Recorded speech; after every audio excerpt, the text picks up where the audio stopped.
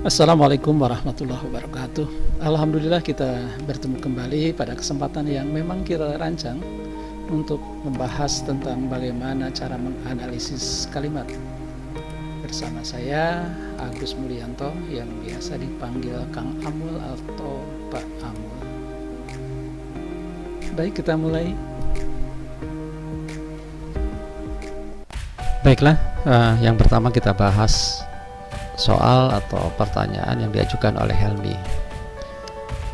Helmi, kalimat pertama yang Anda ajukan, nama saya Abraham. Ini contoh kalimat yang sangat sederhana ya, karena terdiri atas dua bagian, subjek dan predikat. Siapa Abraham? Nama saya. Bagaimana nama saya? Nggak ada penjelasan jawabannya begitu ya. Tapi setelah subjek itu ada penjelasan sifatnya predikat di sini. Nama saya Abraham. Apa sama dengan kalimat yang seperti ini? Saya dosen. Saya guru, saya subjek, dosen dan guru tadi predikatnya. Siapa saya? Dosen. Siapa saya? Guru. Itu kan predikat.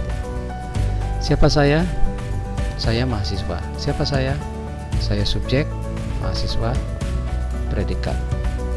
Ini contoh yang predikatnya sama-sama kata benda, sama seperti kategori subjeknya.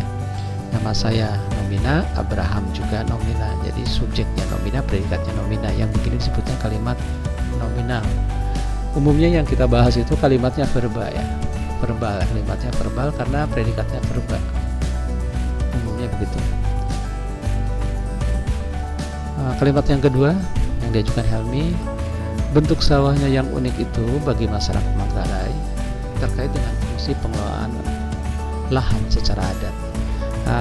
Saya ingin memberikan satu teknik ya yang pernah ya saya gunakan berdasarkan pada teori bahwa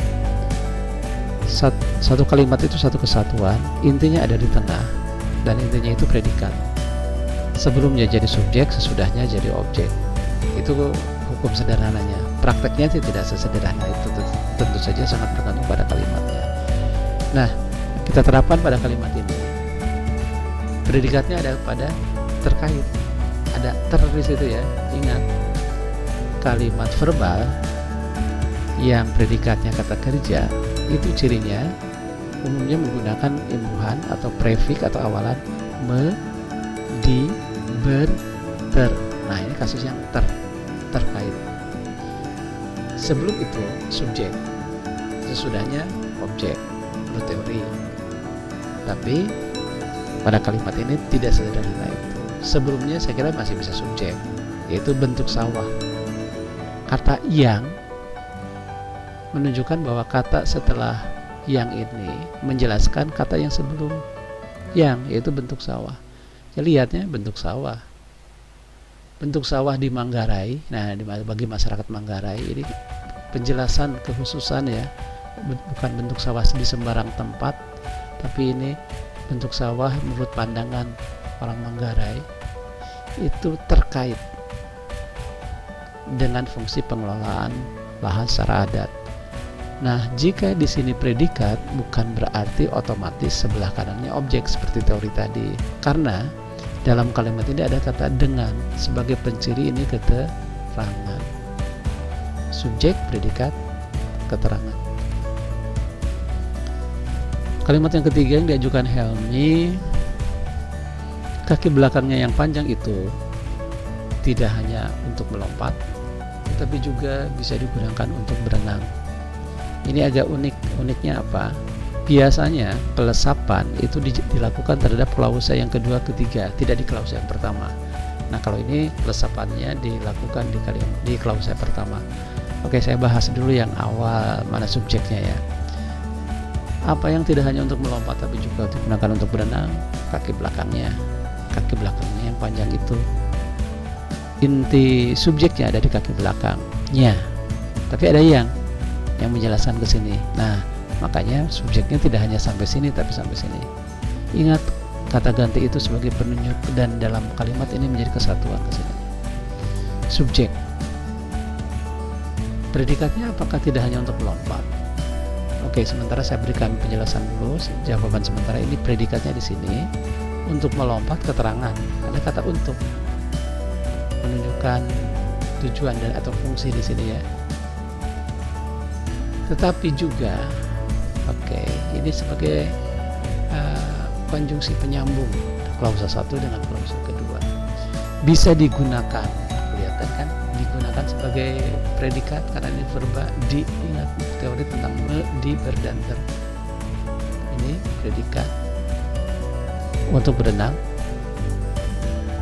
keterangan sama dengan ini.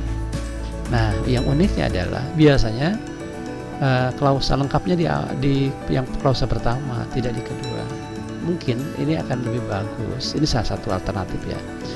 Kaki belakangnya yang panjang itu tidak hanya digunakan untuk melompat, tetapi juga untuk berenang. Itu biasanya kan. Tapi ini kalimatnya unik. Jadi yang lengkapnya di klausa kedua, yang pertamanya ada +8. Selanjutnya pertanyaan, kalimat ketiga berbentuk pertanyaan. Kedengarannya rumit bukan? Ini bukan kalimat formata, ini kalimat transformata, ini kalimat pertanyaan. Untuk analisisnya ubah dulu menjadi kalimat pernyataan. Dan salah satu teknik yang saya ajukan kepada Anda pada kesempatan ini adalah berikan judul jawabannya. Jawabannya ini kan, kedengarannya rumit atau kedengarannya tidak rumit. Aduh, salah ketik. Kedengarannya tidak rumit. Nah, kalau di sini cari subjeknya. Apa yang rumit? Kedengarannya. Subjek kan, rumit predikat. Alternatif yang kedua, apa yang tidak rumit? Kedengarannya, subjek. Bagaimana kedengarannya? Tidak rumit, predikat. Ini kan alternatif jawaban ini. Bisa ini, bisa ini. Tapi jawabannya sama. Kedengarannya semua jadi subjek pada dua pilihan jawaban. Berarti ini subjek. Predikatnya di sini, dan ini sejalan dengan yang ini. Predikat, subjek, predikat. Bukan, enggak, ini hanya untuk menegaskan pertanyaan. Jawaban yang ini atau yang ini. Itu ya Helmi ya. Terus semangat ya. Oke, ini penanya request dari Rizwan. Rizwan, ini kalimat pertama yang Anda ajukan. Beras yang dihasilkan dari proses pengolahan sawah ternyata didapatkan proses yang cukup panjang. Ada kata didapat ternyata. Lagi-lagi saya gunakan teknik itu ya. Ambil predikatnya ini. Bagian sebelumnya jadi subjek. Apa yang ternyata didapat dengan proses yang cukup panjang? Beras. Tapi ada yang. Nah, yang berarti ke sini, dari sini. Ini menjelaskan beras. Ini subjeknya. Didapat. Ditekankan dengan kata ternyata. Intinya ada di sini. Ternyata didapat, predikat. Dengan proses yang cukup panjang. Kata dengan menunjukkan keterangan. Jadi polanya S, P, K. Nah, khusus di bagian subjek, subjeknya sudah ini ya, beras. Yang jangan dilihat, tinggal dihasilkan dari proses pengolahan sawah. Jadi di bagian subjek bisa diperluas, bisa dianalisis lagi menjadi P dan K. Jadi polanya SPK, di bawah S ada P dan K. Kalimat yang kedua, tahapan tersebut harus dilakukan secara runut. Apa yang harus dilakukan secara runut? Tahapan tersebut. Bagaimana harus dilakukan? Caranya runut. Ya, jadi ini subjek, ini predikat, ini objek. Para petani di Tabanan Bali masih cukup banyak yang menanam padi secara tradisional. Siapa yang masih cukup banyak menanam padi secara tradisional? Para petani di Tabanan Bali. Saya tidak melihat ini sebagai keterangan fungsi terpisah dari sebuah kalimat ya, tapi di Tabanan ini menjadi penjelasan para petani, keterangan dari sini. Jadi bukan SKP, bukan. Ini jadi satu kesatuan para petani di Tabanan Bali, subjek. Masih cukup banyak yang menanam padi, predikat secara tradisional. Keterangan. Oke, terima kasih. Assalamualaikum warahmatullahi wabarakatuh.